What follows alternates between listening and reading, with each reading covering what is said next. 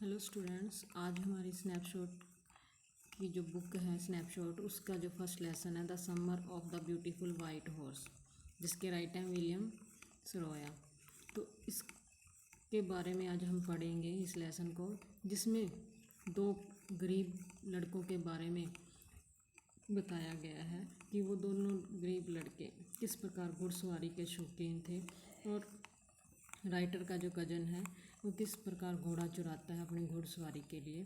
उनका कबीला जो कि ऑनेस्टी के लिए फेमस था और ओनर जो घोड़े का होता है वो उस घोड़े को देखकर भी शक नहीं करता, क्योंकि वो दोनों लड़के उस कबीले से बिलोंग करते थे जो कि ईमानदारी के लिए फेमस थे। तो करते हैं start. This story is about two poor Armenian boys who belong to a tribe whose hallmarks are trust and honesty। यह कहानी दो आर्मीनियाई लड़कों की है जो ऐसे कबीले से संबंध रखते हैं जिसे ईमानदारी के लिए जाना जाता है। और दोनों लड़कों का नाम क्या है? आरम और मुराद। और एक 9 वर्ष का है और दूसरा 13 वर्ष का है। यह कहानी आरम द्वारा सुनाई गई है। वह एक घटना है जो कि एक घटना का सच्चा ब्यौरा यहाँ हमें देती है। One day back there in the good old days when I was 9 and world was full of very imaginable kind of magnificence and life was still a delightful and mysterious dream.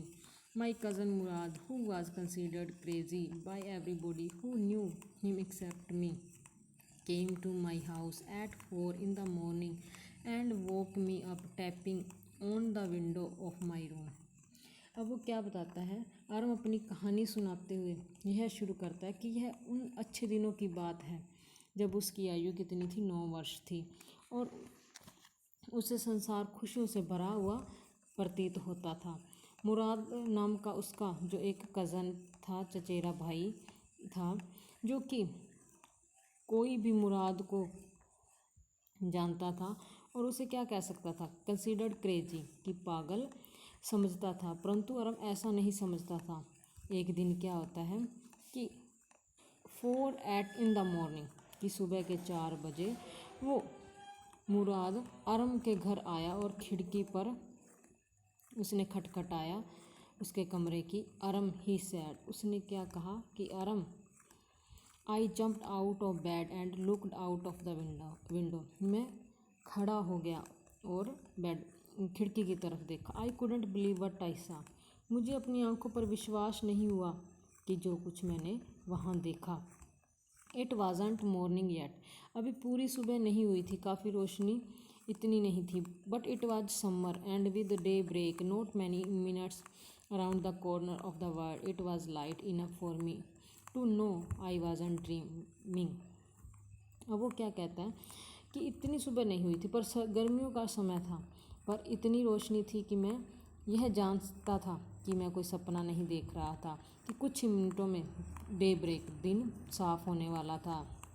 My cousin Murad was sitting on a beautiful white horse, मेरा चचेरा भाई मुराद एक सुंदर से सफ़ेद घोड़े पर बैठा था। I stuck my head out of the window and rubbed my eyes, मैंने अपना सिर खिड़की से बाहर निकाला और अपनी आँखों को रगड़ना शुरू किया।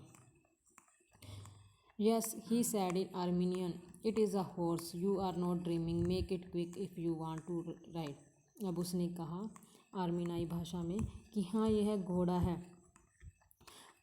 और तुम कोई सपना नहीं देख रहे हो। अगर तुम इसकी घुड़सवारी करना चाहते हो तो जल्दी करो।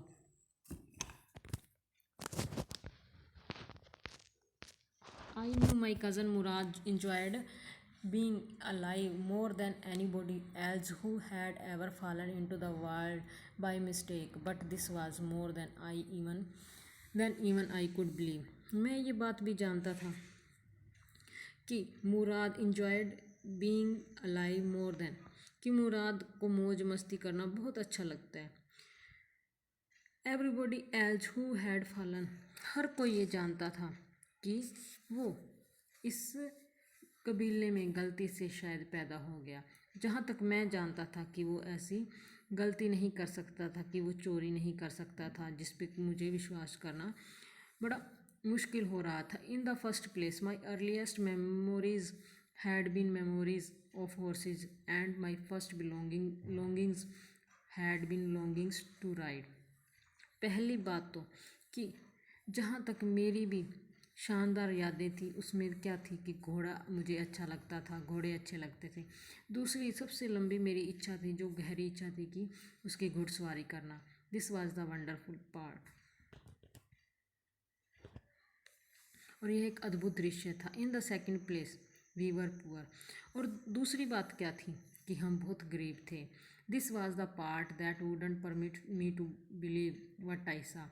तो ये वो दूसरी बात थी जो कि मुझे आंखों देखे हाल पर विश्वास करने नहीं दे रही थी। We were poor, we had no money. हम गरीब थे, हमारे पास कोई पैसा नहीं था। Our whole tribe was stricken. हमारा पूरा कबीला गरीबी से ग्रस्त था। Every branch of Garoghlanian family was living in the most amazing and comical poverty in the world. Nobody could understand where we ever got money enough to keep us with food in our bellies. अब वो क्या कहता है कि वे ग्रेगोलियन जो आर्मीनाई कबीले से संबंध रखते थे, जो कि इतने गरीब थे कि उन्हें खाने को भी पूरा नहीं मिलता था। Nobody could, कोई भी नहीं समझ सकता था कि हमारे भोजन के लिए, हमारे पेट में भोजन डालने के लिए कि हम पैसा कहाँ से लाते हैं। Not even the old man of the family, यहाँ तक कि परिवार के बूढ़े लोग भी। Most important of all though we were famous for our honesty. पर सबसे ज़रूरी हमारे लिए क्या था सभी के लिए कि हम ईमानदारी के लिए प्रसिद्ध थे। We had been famous for our honesty for something like 11 centuries. Even when we had been the wealthiest family in what we like to think was the world. और हम ईमानदारी के लिए बहुत प्रसिद्ध थे, यहाँ तक कि 11वीं शताब्दी से हमारी जो पीढ़ियाँ थी वो काफ़ी प्रसिद्ध थी इन चीज़ों के लिए, ईमानदारी के लिए। तब से प्रसिद्ध थे वेल्दिएस्ट फैमिली, जब से कि हमारा कभी पहले पीढ़ियाँ अमीर हुआ करती थी। We liked to think was the word. और हम वो दिन सोचकर बहुत अच्छा लगता था। वी वर प्राउड फर्स्ट, हमें गर्व होता था। और नेक्स्ट, फिर दूसरा पहले तो हमें इस बात पर गर्व होता था कि हम कभी अमीर हुआ करते थे। फिर दूसरी बात हमें ईमानदारी पर गर्व होता था। And after that we believe to in right and wrong. और फिर हम किस सही और गलत बात के लिए भी हमें इस बात पर भी सोचकर अच्छा लगता था। और हमें इस बात की समझ थी कि हमारे जीवन के लिए सही क्या है और गलत क्या है। None of us would take advantage of anybody in the world, let alone steal. और कोई भी हमारे कबीले का व्यक्ति संसार के किसी भी व्यक्ति का फ़ायदा नहीं उठाता था। और चोरी करने की तो बात सोच भी नहीं सकते थे। Consequently even though I could see the horse. और परिणाम स्वरूप मैं घोड़ा देख रहा था। सो मैग्निफिकेंट, जो कि बड़ा शानदार था। Even though I could smell it, यहाँ तक कि मैं उसे सूंघ रहा, उसकी स्मेल भी महसूस कर सकता था। सो लवली, जो कि बहुत प्यारा था। Even though I could hear it breathing, so exciting, यहाँ तक कि उसे सांस लेते हुए भी मैं सुन सकता था, जो बड़ी उत्तेजित थी। आई couldn't believe the horse had anything to do with my cousin Murad or with me or with any of other members of our families. और मैं इस बात पर विश्वास नहीं कर सकता था कि मेरे चचेरे भाई या मेरे पास या हमारे परिवार के किसी भी सदस्य के पास घोड़ा हो सकता है। एज लिप और अवेक, सोते हुए या जागते हुए मुझे इस बात पर विश्वास नहीं हो रहा था। Because I knew my cousin Murad couldn't have bought the horse। और क्योंकि मैं ये बात जानता था कि मेरा चचेरा भाई घोड़ा नहीं खरीद सकता। And if he couldn't have bought it, he must have stolen it।